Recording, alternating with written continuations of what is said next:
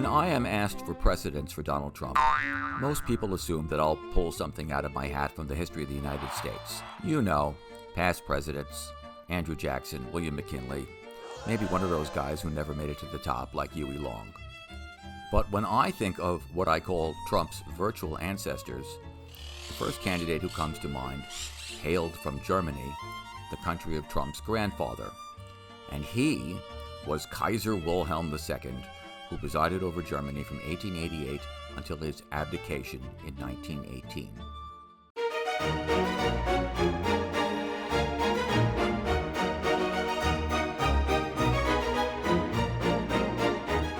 Now, I'm getting the story and details for this video from the excellent writings of historian Miranda Carter. As Carter notes, one of Wilhelm's main talents was pointlessly pissing people off. He once called the, very short King Victor Emmanuel III of Italy the dwarf in front of the king's entourage.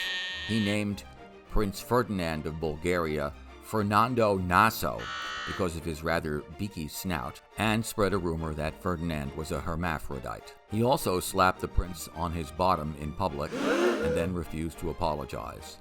Ferdinand then awarded a big arms contract that had been promised to Germany to a French company instead. None of this bothered the Kaiser. Wilhelm was convinced of his greatness at quote-unquote personal diplomacy, as he called it, despite all evidence to the contrary. He viewed other people in completely transactional terms. He was a compulsive liar, and as Carter notes, he had a limited understanding of cause and effect. Wilhelm assumed incorrectly that Russia so desperately needed German goodwill that he could let lapse a long-standing treaty with the Tsar Nicholas, his cousin. Instead, Russia immediately made an alliance with Germany's neighbor and enemy, France. Wilhelm then figured that he would charm Nicholas back into his good graces. I wonder if it may have gotten back to Nicholas that Wilhelm had called him a ninny and a whimperer, only qualified to grow turnips. In any event, in 1897, Nicholas told Wilhelm to get stuffed. The German-Russian alliance faded into dust. Wilhelm was a compulsive speechmaker who constantly strayed off script. He was fond of calling politicians and political parties that he did not like enemies of the fatherland. The German Socialist Party leader, August Bebel, said that every time the Kaiser opened his mouth, the party gained another 100,000 votes. Did I mention that he was a clothes horse who owned 120 military uniforms? And he had a very large upward-turned mustache that became so famous it was given a name. Ist gerecht. It is accomplished. Which, by the way, is supposedly the last thing Jesus said on the cross. In fact, Wilhelm did not accomplish very much. One high-ranking German official declared that he could not, quote, lead 3 soldiers over a gutter. He read little other than newspaper cuttings about himself and would go into a rage at any bad press. He suffered from full-blown emotional collapses, in fact. As Carter writes, his entourage would scrape him off the floor, and he would retire to one of his palaces where, prostrate, he would weep and complain that he had been victimized. During his reign, much of the German government fell apart, with top officials conspiring against each other. He sacked ministers without warning.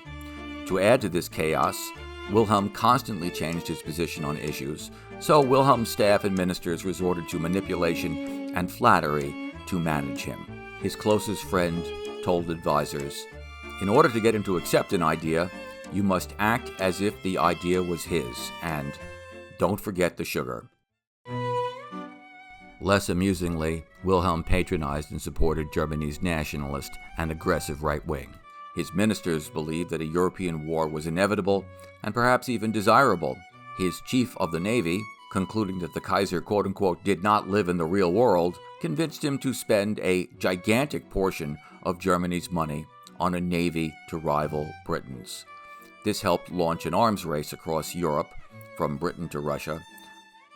Carter notes that the Kaiser wasn't singly responsible for World War I, but he certainly helped bring it on. She concludes, If international conflict is around the corner, it would seem that you really don't want a narcissist in control of global power.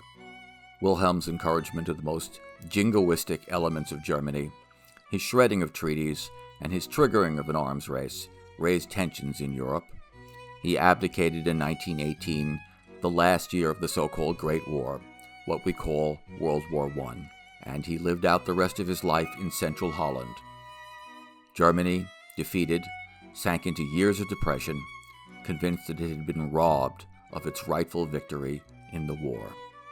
As for the rest, well, I think you know that story.